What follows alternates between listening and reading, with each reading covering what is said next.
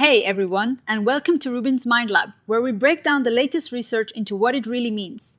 Ever wonder why sometimes no matter how hard you try, you just don't get the results you expect? It's like you're trying your best, but something's just not clicking.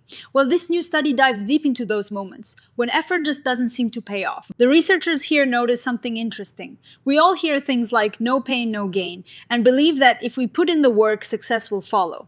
And sure, a lot of the time, more effort does lead to better performance. But they looked into all sorts of research and found that this isn't always true. Sometimes you can put in a ton of effort and performance either stays the same, gets worse, or just improves a tiny bit. They call this effort-performance decoupling. It's when the link between how hard you're trying and how well you're doing seems to break. So, what's going on when effort fails to deliver? The researchers identified 4 main reasons why this decoupling happens. They've broken it down into structural limits, inefficiencies and noise, measurement mismatches, and motivational misdirection. They explored this in both physical and mental tasks, and also looked at how it plays out in the moment versus over a longer period. Let's start with system limits. Think about your body or your brain like a super complex machine. It has certain limits. Sometimes, even if you try to push harder, you hit a ceiling. Take athletes, for example. In a really intense exercise test, a key measure of your body's ability to use oxygen might plateau. That means your aerobic capacity is maxed out. Yet, the athlete might still be able to cycle faster or run harder. How? Because their body starts using other energy sources, like anaerobic pathways. The initial effort measure, like oxygen use, doesn't tell the whole story anymore. The performance is still improving, but the effort measure they were looking at can't keep up. This happens in the brain too. If one way of thinking or processing information is overloaded, your brain might recruit other areas or use different strategies to keep performing. For instance, older adults might need to put in more mental effort just to maintain the same performance level as younger people. Their brain is working harder to compensate for natural changes. This flattening of the effort performance curve means that more effort leads to smaller gains because the preferred or most efficient effort ingredients are already at their limit. Now, this system limits idea also plays out over time. Think about athletic training. When you push your body hard, there is a temporary dip in performance. But if you rest and recover, your body adapts and you actually get stronger or faster than before. This is called supercompensation. It shows that effort followed by recovery leads to improvements. But if you keep pushing your training load too high without enough rest, you can actually go too far, leading to overtraining. Here, extra effort doesn't just stop helping, it becomes detrimental. Your body systems are repeatedly pushed beyond their limits, and performance suffers. Even mental tasks show this. Too much sustained cognitive effort can lead to mental fatigue and a drop in performance. Next up is inefficiency and noise. This is about how putting in more effort can actually make things more variable and less precise, especially at high intensities. Imagine trying to throw a ball really fast and accurately at the same time. The harder and faster you throw, the more likely you are to make a mistake, right? That's because the motor command, the signal from your brain to your muscles, becomes noisier. This signal-dependent noise means that as you increase the strength of your effort signal, the variability in your movement also increases. This can lead to a trade-off. You might get faster but less accurate, or you might focus on accuracy, but then your movements are slower.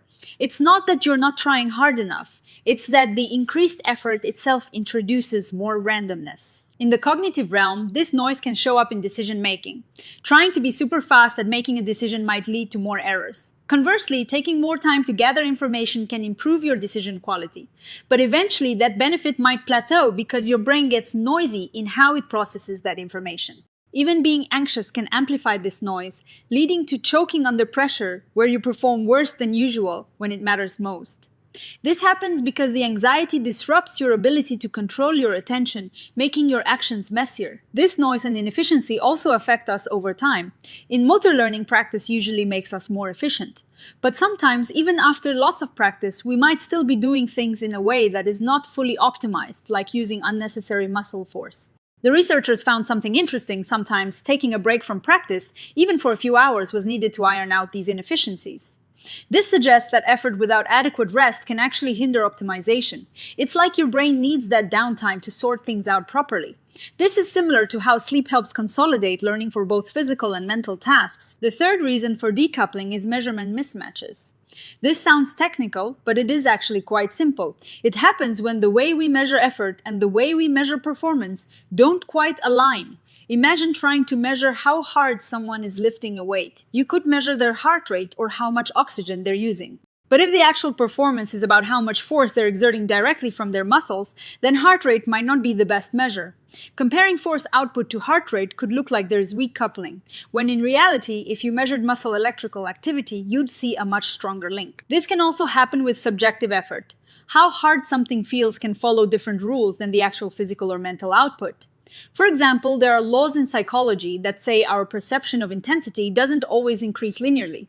What feels like a small increase in effort at a high level might actually be a much bigger jump in the underlying physical effort. If we assume a simple linear relationship between subjective effort and performance, we might see decoupling when there is actually just a difference in the scales we're measuring on. Measurement mismatches aren't just about scaling. They can also happen when we don't account for effort being used for things other than the main task. For example, if a task is really boring, you might have to put in extra effort just to stay focused and engaged. This off-task effort might not directly improve your performance on the core task, but it is still effort being expended. If we only measure performance on the core task and don't account for this extra focus effort, it might look like decoupling. This also applies to learning over time. Sometimes students might choose study methods that feel easier even if they aren't the most effective for long-term learning. They might perceive low effort as a sign of good progress, when in reality, more challenging methods might lead to better long-term outcomes. Here, the immediate feeling of effort doesn't perfectly predict future performance, creating a perspective measurement mismatch. Finally, we have motivational misdirection. This is when you're definitely putting in effort, but that effort is being directed towards the wrong thing. Imagine trying to lift a heavy box but using the wrong muscles. You're straining, you're trying hard, but you're not lifting effectively because the effort is misdirected. This can happen due to psychological factors. For example, if you're under pressure or being evaluated, you might focus your effort on something that seems important, like making sure your answer is really detailed, even if that means you won't finish on time. Your effort is there, but it's not aligned with the actual goal of completing the exam within the time limit. This is where theories about motivation come in. We often put in effort based on our belief that it will lead to good performance, and that good performance will lead to a desired outcome. But if we misjudge how effective our effort will be, or if we prioritize the wrong outcome, our effort can be misapplied. In organizations, there is something called the mere effort effect. When people are evaluated, they tend to put in more effort. But for difficult tasks, this extra effort doesn't always lead to better performance.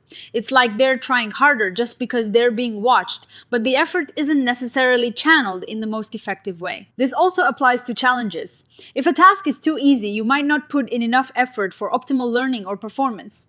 If it is too hard, your effort might be spent just trying to cope, rather than making progress. The ideal learning and performance often happen when a task is challenging but not overwhelming, around an 85% accuracy rate. This suggests that effort is misdirected when the task isn't T at that optimal level. So, to wrap it all up, the idea that more effort equals more performance is a bit of an oversimplification. This study highlights 4 key reasons why effort and performance can become disconnected. System limits, where our physical or mental capacities are tapped out, inefficiencies and noise, where more effort introduces more variability, measurement mismatches, where our tools for measuring effort and performance aren't perfectly aligned, and motivational misdirection, where effort is applied to the wrong targets. These factors aren't always separate, they often interact. And they can explain why in the moment effort and performance seem disconnected, or why over time accumulated effort doesn't lead to the expected gains. What does this mean for us? It means we shouldn't always blame ourselves for not trying hard enough when things aren't working out. Sometimes it is about hitting a system limit or dealing with inherent noise. It also means researchers and practitioners need to be really careful about how they measure effort and performance, and understand that the relationship isn't always a straight line. For us in our daily lives, this research encourages a more nuanced view. Instead of just thinking, try harder, we can ask, am I hitting a system limit? Is my effort introducing too much variability? Are my goals aligned with where I'm putting my energy? And importantly, am I remembering to rest and recover so my efforts can actually lead to long-term improvements? This study is a great reminder that understanding how effort works, not just that it works, is key to achieving our goals. It's about working smarter as well as harder.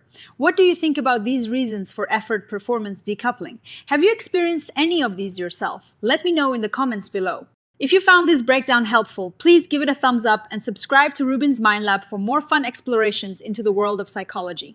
Thanks for watching, and I'll see you in the next video.